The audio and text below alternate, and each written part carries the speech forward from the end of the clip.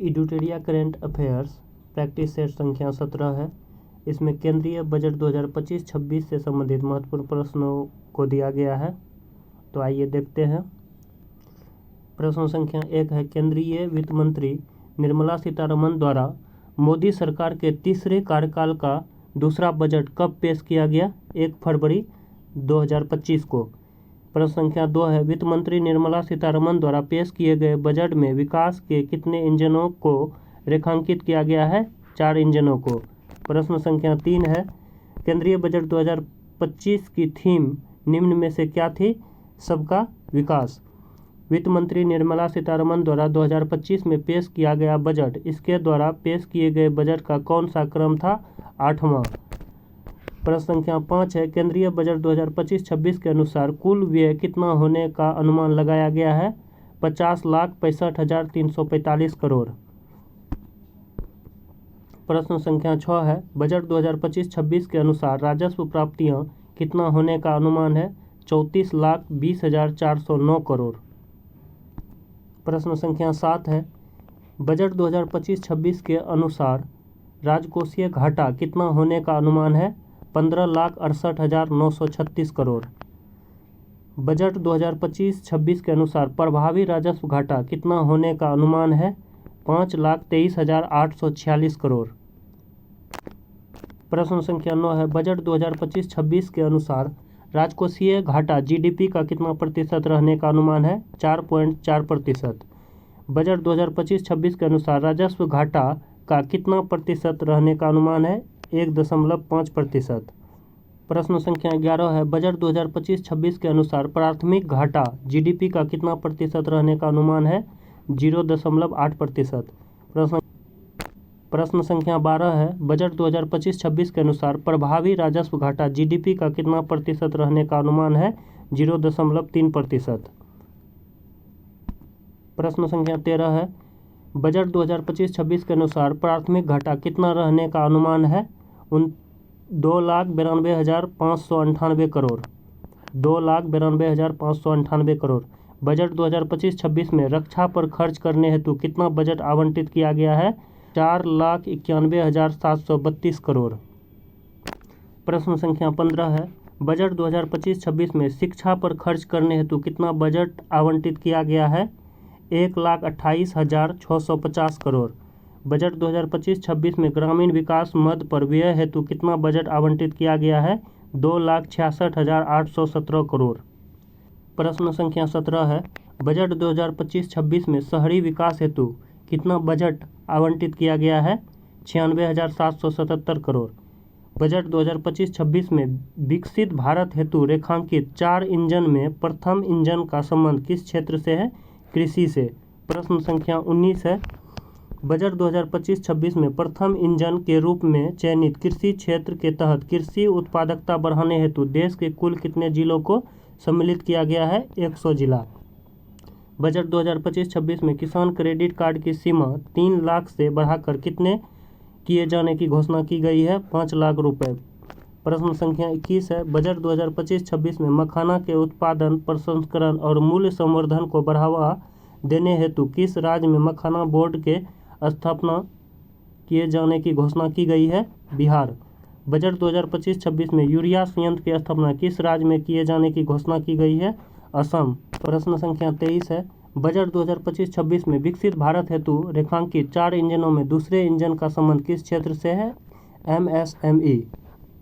Budget 2025-26 में MSME के लिए ऋण कवर को 5 करोड़ से बढ़ाकर कितने किए जाने की घोषणा की गई है? 10 करोड़।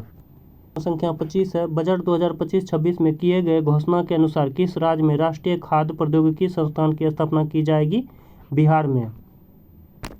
प्रश्न संख्या 26 है, बजट 2025-26 में रेखांकित 4 इंजनों में तीसरे इंजन का संबंध किस क्षेत्र से है? निवेश से। UDAN क्षेत्रीय संपर्क योजना के अंतर्गत कितने नए गंतव्यों को शामिल करने की घोषणा की गई है? 120। भारत सरकार की वर्ष 2025-26 में कितने डे केयर कैंसर केंद्र खोले जाने की योजना है? 200।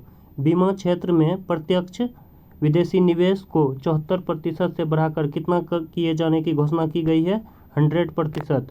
प्रश्न संख्या 30 है, नई कर व्यवस्था के तहत 12 लाख रुपए तक की आय पर कितना आयकर निर्धारित किया गया है?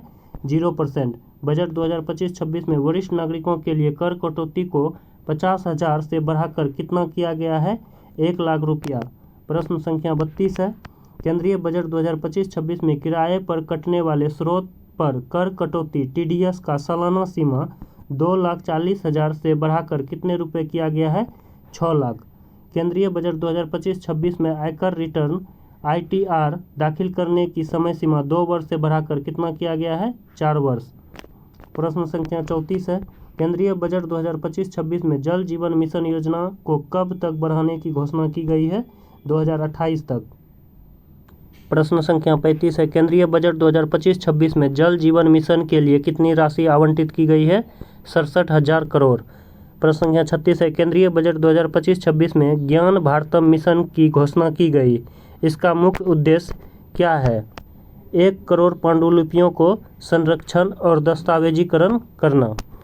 केंद्रीय बजट 2025-26 में डीप ओशन मिशन के लिए कितने करोड़ रुपए आवंटित किए गए हैं? 600 करोड़ रुपए। संख्या 38 है, केंद्रीय बजट 2025-26 में किए गए घोषणा के अनुसार ग्रीनफील्ड हवाई अड्डे की स्थापना किस राज्य में की जाएगी? बिहार। प्रश्न संख्या 39 है, केंद्रीय बजट 2025-26 में मनरेगा हेतु कितनी राशि आवंटित की गई है? 86,000 करोड़। कृषि के संदर्भ में केंद्रीय बजट 2025-26 का मुख्य फोकस क्या है? कृषि उत्पादकता में वृद्धि और किसानों की आय सुधारना।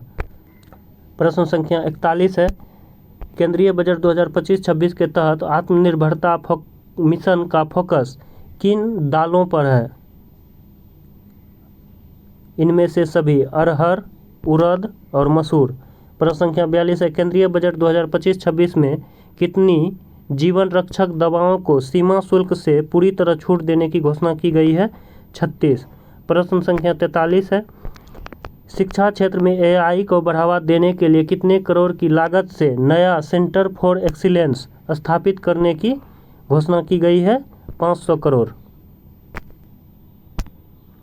प्रश्न संख्या 44 है, केंद्रीय बजट 2025-26 में केंद्र सरकार ने राष्ट्रीय परमाणु ऊर्जा मिशन के तहत किस वर्ष तक कम से कम 100 गीगावाट परमाणु ऊर्जा उत्पादन करने का लक्ष्य रखा है? 2047। अंतर्राष्ट्रीय व्यापार को बढ़ावा देने के लिए एकीकृत डिजिटल प्लेटफॉर्म की स्थापना किए जाने की घोषणा की गई है? भारत ट्रेडनेट। प्रश्न संख्या 46 है, केंद्रीय बजट 2025-26 में किस विधेयक के तहत 100 से अधिक प्रावधानों को अपराध मुक्त करने का प्रस्ताव है? जन विश्वास विधेयक 2.0। भारत ने 2025 के लिए संयुक्त राष्ट्र बजट में कितने मिलियन डॉलर का योगदान दिया है? 37.64 मिलियन डॉलर। प्रश्न संख्या 48 है, केंद्रीय वित्त मंत्री ने आधारभूत भू स्थानिक अवसंरचना और डेटा विकसित करने के लिए किस मिशन की घोषणा की है? राष्ट्रीय भू स्थानिक मिशन। प्रश्न संख्या 49 है, केंद्रीय बजट 2025-26 में किन समूहों पर ध्यान केंद्रित करते हुए विकास उपायों का प्रस्ताव दिया गया? तो गरीबी, युवा, अन्नदाता और नारी। उपयुक्त में से चारों। प्रश्न संख्या 50 है, केंद्रीय बजट 2025-26 में जारी आंकड़ों के अनुसार वर्ष 2025-26 में सबसे ज़्यादा खर्च किस क्षेत्र में किया जाएगा? तो रक्षा क्षेत्र में 4,91,732 करोड़। ग्रामीण विकास में 2,66,817 करोड़। शिक्षा में 1,28,650 करोड़। स्वास्थ्य में 98,311 करोड़। एडुटेरिया करंट अफेयर प्रैक्टिस सेट 18 है। इसमें आर्थिक सर्वेक्षण 2024-25 से संबंधित प्रश्नों को संकलित किया गया है। प्रश्न संख्या 1 है, वित्त मंत्री निर्मला सीतारमण द्वारा किस तिथि को आर्थिक सर्वेक्षण 2024-25 संसद में पेश किया गया? 31 जनवरी 2025 को। प्रश्न संख्या 2 है, वर्ष 2025 में जारी आर्थिक सर्वेक्षण 2024-25 को कितने अध्यायों में विभाजित किया गया है? 13। प्रश्न संख्या 3 है, वित्त वर्ष 2025 में भारत की वास्तविक GDP वृद्धि कितने प्रतिशत रहने का अनुमान है? 6.4%। प्रश्न संख्या 4 है, वर्ष 2024 में मुद्रास्फीति दर 5.4% से घटकर कितना हो गया है? 4.9%। प्रश्न संख्या 5 है, आर्थिक सर्वेक्षण 2024-25 के अनुसार बीमा प्रीमियम में कितने प्रतिशत की वृद्धि दर्ज की गई है? तो 7.7%। आर्थिक सर्वेक्षण 2024-25 में जारी आंकड़ों के अनुसार पेंशन क्षेत्र में कितने प्रतिशत की वृद्धि दर्ज की गई है? 16%। आर्थिक सर्वेक्षण 25-26 के अनुसार निर्यात क्षेत्र में कितने प्रतिशत की वृद्धि दर्ज की गई है? 6%। प्रश्न संख्या 8 है, आर्थिक सर्वेक्षण 2024-25 के जारी आंकड़ों के अनुसार सेवा क्षेत्र में कितने प्रतिशत की वृद्धि दर्ज की गई है? 11.6%। सूचना एवं सेवाओं के निर्यात में भारत 2024-25 में विश्व में कौन से स्थान पर रहा है? तो दूसरे स्थान पर रहा है। आर्थिक सर्वेक्षण 2024-25 के अनुसार भारत का विदेशी मुद्रा भंडार कितने बिलियन अमेरिकी डॉलर रहा है? 640.3 बिलियन अमेरिकी डॉलर रहा है। प्रश्न संख्या 11 है, IMF द्वारा जारी आंकड़ों के अनुसार फाइनेंशियल ईयर 2026 तक मुद्रास्फीति कितना होने का अनुमान है? 4%। प्रश्न संख्या 12 है, वित्त वर्ष 2024-25 में कितने किलोमीटर राष्ट्रीय राजमार्ग का निर्माण किया गया है? 5,853 किलोमीटर। प्रश्न संख्या 13 है, आर्थिक सर्वेक्षण 2024-25 के अनुसार दिसंबर 2024 तक अक्षय ऊर्जा क्षमता के सालाना आधार पर कितने प्रतिशत की वृद्धि दर्ज की गई है? 15.8%। आर्थिक सर्वेक्षण 2024-25 में जारी प्रश्न संख्या 14 है, आर्थिक सर्वेक्षण 2024-25 में जारी आंकड़ों के अनुसार ऑटोमोबाइल की बिक्री में कितने प्रतिशत की वृद्धि दर्ज की गई है? 12.5%। प्रश्न संख्या 15 है, आर्थिक सर्वेक्षण 2024-25 के अनुसार वित्त वर्ष 2024 में बेरोजगारी दर घटकर कितना प्रतिशत रह गया है? 3.2%। आर्थिक सर्वेक्षण 2024-25 के आंकड़ों के अनुसार कर्मचारी भविष्य निधि संगठन का निवल अंशदान 61 लाख से बढ़कर कितना हो गया है? 131 लाख। प्रश्न संख्या 17 है, आर्थिक सर्वेक्षण 2024-25 के अनुसार वित्त वर्ष 2024 में कुल बीमा प्रीमियम 7.7% से बढ़कर कितना पहुंच गया है? 11.2 lakh crore. Mercer CFA institute global pension index 2024 के अनुसार भारत का समग्र सूचकांक मान वर्ष 2023 में 45.9 से घटकर वर्ष 2024 में कितना हो गया है? 44। प्रश्न संख्या 19 है, राष्ट्रीय पेंशन प्रणाली और अटल पेंशन योजना के भारत में पेंशन अभिदाताओं की संख्या में 2023 की तुलना में कितने प्रतिशत की वृद्धि दर्ज की गई है? 16% की। केंद्र सरकार ने किस तिथि को सरकारी कर्मचारियों के लिए एकीकृत पेंशन योजना UPS की स्वीकृति दी है? 24 अगस्त 2024 से। प्रश्न संख्या 21 है, एकीकृत पेंशन योजना के अनुसार सरकारी कर्मचारियों को सेवानिवृत्ति की तारीख से पहले 12 महीने के औसत मूल वेतन का कितना प्रतिशत पेंशन के रूप में दिया जाएगा? 50%। प्रश्न संख्या 22 है, एकीकृत पेंशन योजना के अनुसार सरकारी कर्मचारियों को सेवानिवृत्ति होने पर प्राप्त होने वाले अंतिम 12 माह के औसत मूल्य वेतन का 50% दिए जाने की घोषणा की गई है। इस योजना का लाभ लेने हेतु कर्मचारियों को कम से कम कितने वर्ष की सरकारी सेवा करना अनिवार्य है? तो 25 वर्ष की सेवा करना अनिवार्य है। एकीकृत पेंशन योजना UPS के तहत न्यूनतम कितनी पेंशन की राशि निर्धारित की गई है? 10,000 प्रति माह। एकीकृत पेंशन योजना UPS के तहत पेंशन भोगियों को प्राप्त होने वाले न्यूनतम पेंशन 10,000 के लिए कम से कम कितनी साल की सेवा अनिवार्य है? 10 साल की। प्रश्न संख्या 25 है, 2025 में जारी आर्थिक सर्वेक्षण 2024-25 के अनुसार सीमेंट उत्पादन में भारत का स्थान विश्व में क्या है? दूसरा। आर्थिक सर्वेक्षण 2024-25 के आंकड़े के अनुसार भारतीय रेलवे IR का विश्व में रेल नेटवर्क के मामले में कौन सा स्थान है? चौथा। प्रश्न संख्या 27 है, निम्नलिखित कथनों पर विचार करें तथा सत्य कथन का चयन करें। कथन 1 है, बैंकिंग प्रणाली में NPA घटकर 12 वर्षों के निम्नतम स्तर 2.6% पर आ गया है। कथन सत्य है। कथन 2 है, वित्त वर्ष 2025 में कृषि क्षेत्र के 3.8% की दर से बढ़ने की उम्मीद है। ये भी कथन सही है। कथन 3 है, उपभोक्ता खाद्य सूचकांक द्वारा मापी गई खाद्य मुद्रास्फीति वित्त वर्ष 24 में 7.5% थी। ये भी कथन सही है। कथन 1, 2, 3 तीनों सही है। प्रश्न संख्या 28 है 31 दिसंबर 2024 तक पूंजी बाजार में निवेशक की संख्या कितनी हो गई है? 13.2 करोड़। प्रश्न संख्या 29 है आर्थिक सर्वेक्षण 2024-25 में निम्नलिखित कथनों को पढ़ें। असत्य कथन का चयन करें। भारत की औसत आयु 29 वर्ष है, ये कथन गलत है। 2026 तक आत्मनिर्भरता, कथन 2 है 2026 तक निर्भरता अनुपात घटकर 54.3% होने की उम्मीद है, यह सही है। कथन 3 है भारत की 26% जनसंख्या 10 से 24 वर्ष आयु वर्ग की है, यह भी कथन सही है, तो केवल एक असत्य है। प्रश्न संख्या 30 है 2023-24 में रोजगार में कृषि का हिस्सा कितना प्रतिशत है? 46.1% है। प्रश्न संख्या 31 है आर्थिक सर्वेक्षण 2024-25 के अनुसार 29-30 तक गिग कार्यबल में कितने प्रतिशत तक पहुंचने का अनुमान है? 23.5 करोड़।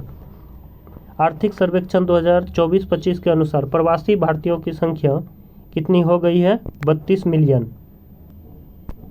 प्रश्न संख्या 33 है आर्थिक सर्वेक्षण 2024-25 के अनुसार भारत की डिजिटल अर्थव्यवस्था के 1 ट्रिलियन अमेरिकी डॉलर को पार करने का अनुमान कब तक है? 2025। भारत में किस नवीकरणीय ऊर्जा क्षेत्र में सबसे अधिक रोजगार उपलब्ध है? जल विद्युत।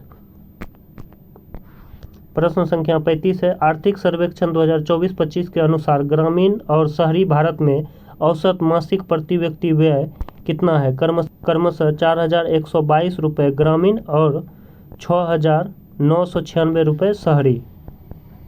प्रश्न संख्या 36 है निम्नलिखित कथनों पर विचार करें। उपयुक्त में से सत्य कथन का चयन करें। कथन 1 है 1 जनवरी तक 36.36 करोड़ से अधिक आयुष्मान कार्ड जारी किए जा चुके हैं, ये कथन सत्य है। इसमें 49% महिलाएं हैं, ये भी सत्य है। उत्तराखंड सरकार द्वारा ई स्वास्थ्य धाम पोर्टल शुरू किया गया है, ये भी सही है, वो सभी सही है। प्रश्न संख्या 37 अर्थव्यवस्था सर्वेक्षण 2024-25 में वर्षा जल संचय पर केंद्रित जल जागर अभियान का उल्लेख किया गया था, यह किस राज्य से संबंधित है? छत्तीसगढ़ से। भारत में स्थापित उत्पादन क्षमता का सही क्रम अवरोही क्रम में चुनें। सौर ऊर्जा, पवन ऊर्जा, जल विद्युत और गैस।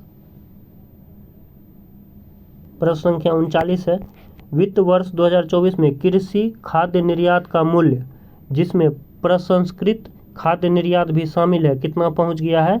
46.44 बिलियन अमेरिकी डॉलर। प्रश्न संख्या 40 है आर्थिक सर्वेक्षण 2024-25 के अनुसार कृषि और संबद्ध क्षेत्रों में शीर्ष 3 अग्रणी प्रदर्शन करने वाले राज्य हैं आंध्र प्रदेश, मध्य प्रदेश और तमिलनाडु। आर्थिक सर्वेक्षण 2024-25 के अनुसार सितंबर 2024 तक भारत का विदेशी ऋण कितना है? 711.8 बिलियन अमेरिकी डॉलर। प्रश्न संख्या 42 है आर्थिक सर्वेक्षण 2024-25 के अनुसार विदेशी मुद्रा भंडार के मामले में भारत का स्थान है चौथा। प्रश्न संख्या 43 है आर्थिक सर्वेक्षण 2024-25 के अनुसार भारत 5 ट्रिलियन अमेरिकी डॉलर की अर्थव्यवस्था कब तक बन जाएगा? 2027-28 तक। प्रश्न संख्या 44 है निम्नलिखित में से कौन सा सही सुमेलित है? क्षेत्र है, विश्व में भारत का स्थान है, सीमेंट उत्पादन में भारत का स्थान दूसरा है, कपड़ा एवं परिधान निर्यात में छठा, दवा उद्योग में तीसरा। ऑप्शन ए सत्य है। प्रश्न संख्या 45 है 26 नवंबर 2024 तक एमएसएमई कितने व्यक्तियों को रोजगार दे रहे हैं? 23.24 करोड़। प्रश्न संख्या 46 है सही कथन चुनें। प्राथमिक स्तर पर स्कूल छोड़ने वालों की संख्या 1.9% है, सही है। उच्च प्राथमिक स्तर पर स्कूल छोड़ने वालों की संख्या 5.2% है, ये भी सही है। कथन 3 है माध्यमिक स्तर पर स्कूल छोड़ने वालों की संख्या 14.1% है, ये भी कथन सत्य है। इनमें से सभी सत्य है। प्रश्न संख्या 47 है आर्थिक सर्वेक्षण 2024-25 के अनुसार 9 जनवरी 2025 तक प्रधानमंत्री ग्राम सड़क योजना के अंतर्गत कितने किलोमीटर लंबी सड़कें पूरी हो चुकी है? 7,70,983 किलोमीटर। 7,70,983 किलोमीटर। प्रश्न संख्या 48 है भूजल संसाधनों के प्रबंधन और विनियमन के लिए केंद्रीय भूजल प्राधिकरण द्वारा कौन सा पोर्टल लॉन्च किया गया है? भूनीर। प्रश्न संख्या 49 है आर्थिक सर्वेक्षण 2024-25 के अनुसार 31 अक्टूबर 2024 तक कुल दूरसंचार घनत्व कितना है? 84%। प्रश्न संख्या 50 है, आर्थिक सर्वेक्षण 2024-25 के अनुसार भारत में कुल कितने क्रियाशील जलमार्ग हैं? Option A 26। अगर वीडियो आपको अच्छा लगा हो तो वीडियो को लाइक करें, शेयर करें और चैनल को सब्सक्राइब करें। Thank you.